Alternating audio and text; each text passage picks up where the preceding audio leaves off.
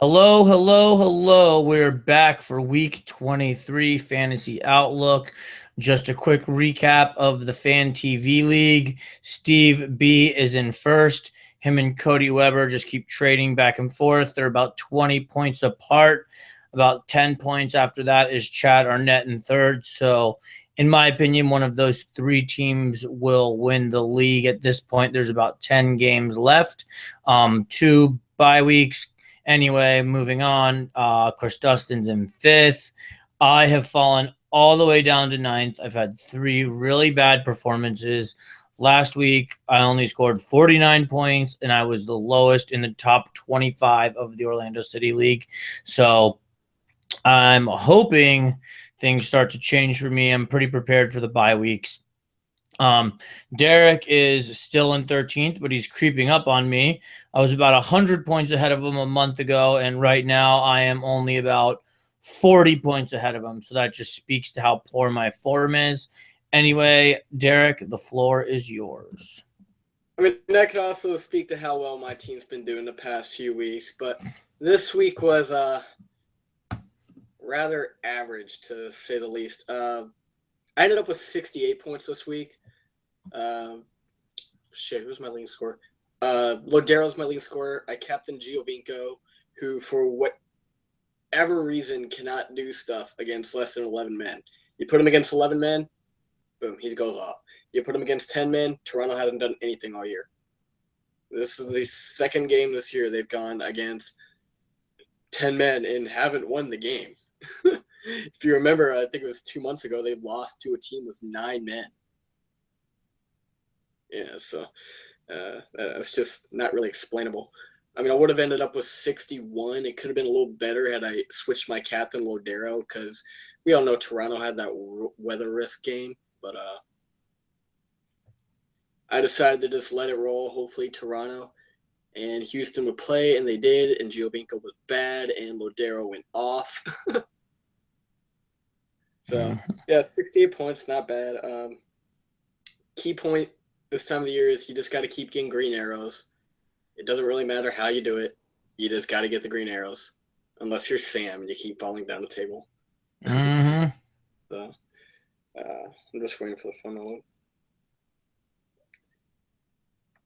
Yeah, but this week it was more of a disappointment than the last couple of weeks. You know, I mean, a lot of y'all had like these 85s and these 80s. I'm just down here at 68. And let's this thing load? I can run you through the games. It's fine. Yeah, go ahead. My thing's not open. All right, so we will start with the first game of the week on August 19th at 11 p.m. is Houston away to San Jose. So Houston away at San Jose. And I'm sorry, my phone's not opening right now. It's not opening the game, so I can't really look at the schedule. But Houston versus San Jose. Yep. That game sucks for like all fantasy purposes whatsoever. There's really no player in that game I would take. Okay. Well, I think San Jose at home is usually pretty decent. So if you wanted to reach on Wando, you could reach on Wando. You can go on Bingham if you really wanted to, but why are you doing that?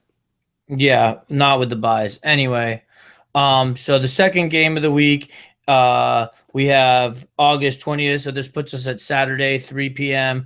We have NYC at home versus LA. I love this game. I absolutely love this game for fantasy. One, Brian Rowe is out. If you have him, you need to get him off your team. Bruce Arena's already ruled him out. Consider that a warning because Bruce Arena never gives out injury reports. For those of you who had Robbie Keane, he is hopeful to play this week. Apparently has a concussion that no one knew about.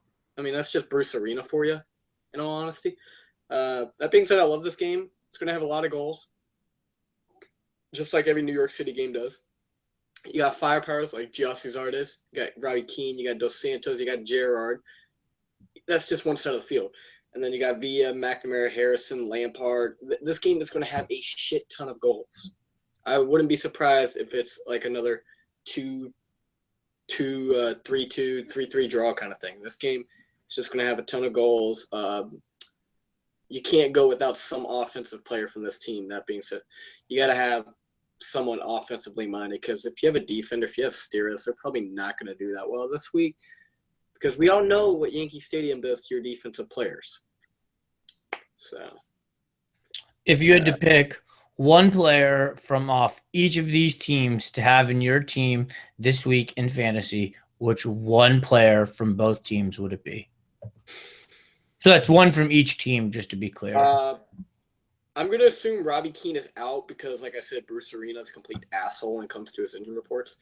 For LA, then it would have to be Steven Gerrard. If without Robbie Keane, with Robbie Keane, you want Keane. Without Robbie Keane, you want Gerrard. For for NYC, I'm not going to go with the obvious David Villa. Frank Lampard is still on fire for people who haven't noticed this.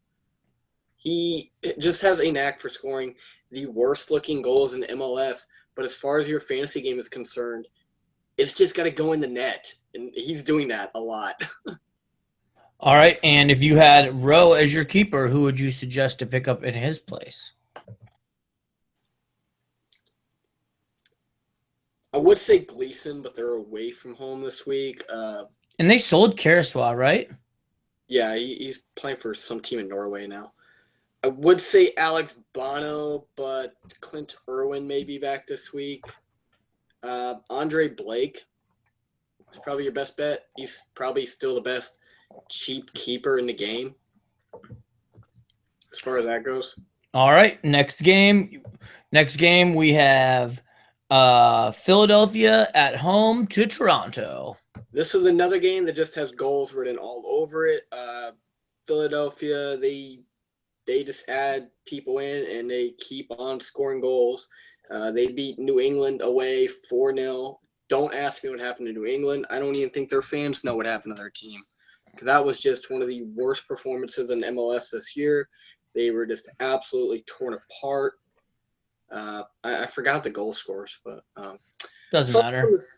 I forgot something this morning that a few of the Union players were practicing to the side, and two of them are fantasy relevant. Barnetta and I think it was Sapong. I'll retweet that later. But yeah, you got to have someone from this midfield, especially because they don't have a bye week. Chris Pontius, Barnetta, Bedoya. This is like. How do you feel about Bedoya at 9? He only scored 4 points that week, and I would feel a lot better about it if he was in the number 10 central playmaking role that most of MLS fantasy players would wish he's in. Excuse me. Oh. All right. Well, something. And then Toronto, just Javinko. I don't know what happened to them at Houston. It just made no sense. You force a red card in the 45th minute, and you have the entire second half to just go at it, and they just didn't do that. In fact, they almost lost the game because Colin Warner hit the bar in like the 88th minute of that game. All right, so you don't recommend anybody other than Javinko? You can have Michael Bradley, but when's their bye week? I think it's 27. Yeah, I think so too. Anyway, next game we have Montreal at home versus Chicago. Oh, by the way, my phone's back up. But I love this game for Montreal. I love Drogba, love Piatti, love Ship, love basically anyone who starts them. That being said, one of these games last year, Montreal ended 4-3, and Montreal does not have the greatest defense this year. Last year, their defense was like locked down. It was great. I don't know what has happened to them, because it's the same 4 people. The same goalkeeper and the same defense has played like garbage this year. I don't know what's happened to them. So this game, this week has goals written all over it. A lot of these games just have MLS goal fest. And this is probably another one, because Chicago can't stop a nosebleed, and Montreal has been garbage this year. Let's see how this works out. Chicago's Acom. They have Delu, who I think's only scored once. John Goosen's still a pretty good player when he's on the pitch. Matt Polster is a good midfield option for those of you who need like a really, really cheap midfield option. And that's just Chicago. I mean, Montreal, you have the players I've already mentioned. You have Piatti, who's scoring at over twice his expected goals this year. And then you have Drogba, who doesn't need an introduction to goals. All right, next match is New England at home versus Columbus. To me, this is the game that has goals written all over it. This game just makes me want to laugh so bad. I'm going to get out of my system now. These two teams. Remember who they were last year, right? All right. Yeah. No, these are two teams. New England was 6th in the playoffs, and Columbus represented the East, and now neither are in the playoffs this year. Why? Because they can't stop shit. They can't stop anything. And then you got Kamara going up against his former team. He might be a good pickup this week. I don't know when their bye is. I'd like to say it's New England, no bye. No. Oh, that is. Oh, Kai Kamara is a great pickup then. Without a bye. Yeah, no. And Ola Kamara only has his bye, but not until 31. So he's on for 25 and 27. So if you really need to drop Robbie Keane, if you think Bruce Arena's being a dick and you would just want to drop Keane and get it over with and not worry about it, Kai Kamara, Ola Kamara. Kamara's going to score goals against each other, and it's going to be so awesome to watch one of these teams win this game like 5-4. All right. Any other recommendations for New England or Columbus? Justin Meram's put up decent numbers past few weeks. Ethan Finley too, but Finley's more expensive. He's still about 10.5, but he hasn't played like that. But he's starting to score. He scored a couple goals past few weeks. All right, next game we have Colorado at home versus Orlando. Skip. Colorado defense.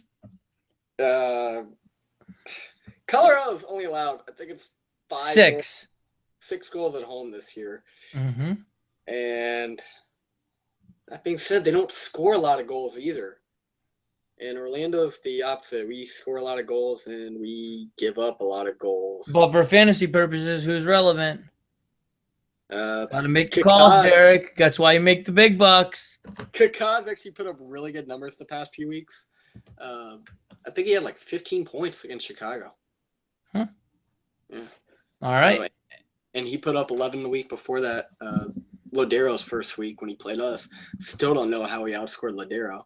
So you have Kaká, and if Molino played 30 minutes, so hopefully he's back, and we all know what Kevin Molino can do. Perez Garcia is injured. Laren's back on the score sheet. But I think he has a tough matchup against Hoberg, who I really like this week. But there's one person in this game that if you don't own, I want you to stop this video and go transfer him in right now. That is Marlon Hairston. Colorado defender in the game. He's been playing on the wing the past few weeks, the right wing, which, well, we're not good at defending wing players or any player for that matter. Any player I think is better. Yeah, any player. Here's his last 5 game weeks. 7, 17, 1, 12, and 7. He's on fire. Especially with those double digits. He is on fire. So I actually got 2 Colorado defenders in my lineup. That being said, I hope they don't get a clean sheet. I want points from this game, man. We need Orlando City is like the weirdest team in the league. Every time we have a chance to make the playoffs, every time we have a chance to get in the 6th seed, we have yet another 2-2 draw. Don't worry, we've only had 9 of them. All right. Anyway, we gotta stay on track fantasy wise here. Yes. So Colorado defenders, you're giving a go. Molino and Kaká, you're giving a go. Laren, you're giving a go. Colorado offense, you're staying away from. Stay away from them anyway. But if you have to have someone, you own Skel Shingassi. Okay. And next game is Dallas away to RSL. RSL is a lot better home than they are away. They've struggled lately away. Euromos back though. That's a good thing. And he had the assist. He had the assist for the goal on Sunday. Their whole front three, Plata, Massisian, and Burrito Martinez are all really good options. Just know out of those three, Burrito is going to play the less minutes. He always gets substituted around the 70th minute. Javier Morales is starting to put up decent numbers again, and at home he is always a beast. I'm really not sure what to expect from Dallas. I think they just played a Champions League game yesterday, or today, or some. Either way, they're playing a Champions League game this week, so just be aware of that. All right. Are you going to go with anybody on Dallas this week then? Or are you going to just avoid Dallas? Pareja is an asshole when it comes to rotations, and I don't want to deal with that, especially when they got Open Cup and Champions League. All right. So you're skipping on Dallas. Next game, SKC and Vancouver, and SKC is home. Dom Dwyer this year is playing like Fernando Adi did 2 years ago. He either scores nothing or he scores twice. So you like Dwyer? Yeah, especially against Vancouver, who I'm pretty sure is the worst defense in the league. And that's saying something because we watch Mateos and Hines play every week. All right. Is there anybody else from SKC you're recommending? Phil Halber, Zusi. They think they got a budget guy, Quintero. I like Espinoza. I like Madranda, but really there's just better options. All right. SKC is not the great fantasy team they were last year. All right. Next game, DC at home versus New York Red Bulls. DC has actually been playing really, really well lately, especially at home. They just shut out Portland at home. They pretty much dominated them, and they look really, really good. Another goal from a defender. I don't know what this trend is with DC United. Like second, third week in a row, they've had a goal scored by a defender. A couple weeks ago was Taylor Kemp. This week it's Steve Birnbaum. They're getting clean sheets at home. So if you want to take a risk, I mean, I don't know many people that own DC United defenders because they're more expensive, but they're playing really well right now. Which one would you recommend? I'd take Taylor Kemp over all of them. All right. And any thoughts on Big Bill? Bill Hamid, the goalie? Bill Hamid just makes this a different team. Their defense is just so hard to break down at home when you have Bill Hamid. It's probably the top keeper in MLS when healthy. Just that being said, for fantasy, he's a little too expensive. But like I said, DC is playing really well. If you want to take Bill Hamid, go at it. Just know the Red Bulls are coming into town. They got their great offense. They got assist master Sasha Kleshin and his 58,000 assists this year. He won't shoot the damn ball. I mean, coming from a number 10, that's not the worst. Anyways, last game of the week, the Cascadia Derby, Seattle at home versus Portland. This is another game that has goals written on it for me. Just captain Ladero. Just do it. I'm going to captain Ladero over Giovinco this week, and I'm not going to look back at it. If you take Ladero's 3 games in MLS and the projections we had from his first game, I actually saw this somewhere on the internet, he would have like 33 points in 3 games. It's double digits every game. Yeah, and he's playing at home against Portland, who just they can't stop anything this year. They're exactly like Montreal. They had a great defense last year, and their defense this year is so shit. All right. But they actually have an explanation. They have injuries. Montreal, so are you giving anyone any consideration to captain other than Ladero? Giovinco, but Ladero's at home. David Villa. I know people that are going to captain him. Kai Kamara versus Columbus at home. That is the Cheeky Nando's captain of the week right there. That is something that not many people are going to do, and I can pretty much assure you it's going to work out well for you if you do it. All right, and you got anything else for this week? Captain Ladero. Oh, and watch Diego Valeri. Watch where he plays this week. Caleb Porter's been doing this stupid thing where he puts Valeri on the wing. for the last 4 weeks. Yeah, and that basically makes Valeri droppable on your team because when he's not playing in the number 10, he's not putting up the numbers that made him the top fantasy player that he is. And if he's playing on the wing, you might as well go get like Piatti or someone Or who's going to Ladero. yeah, or someone who's going to play for the bye weeks. Yep. All right. Well, that's all for our time. Thank you guys for your time. That is week 24 Fantasy Outlook. Peace out.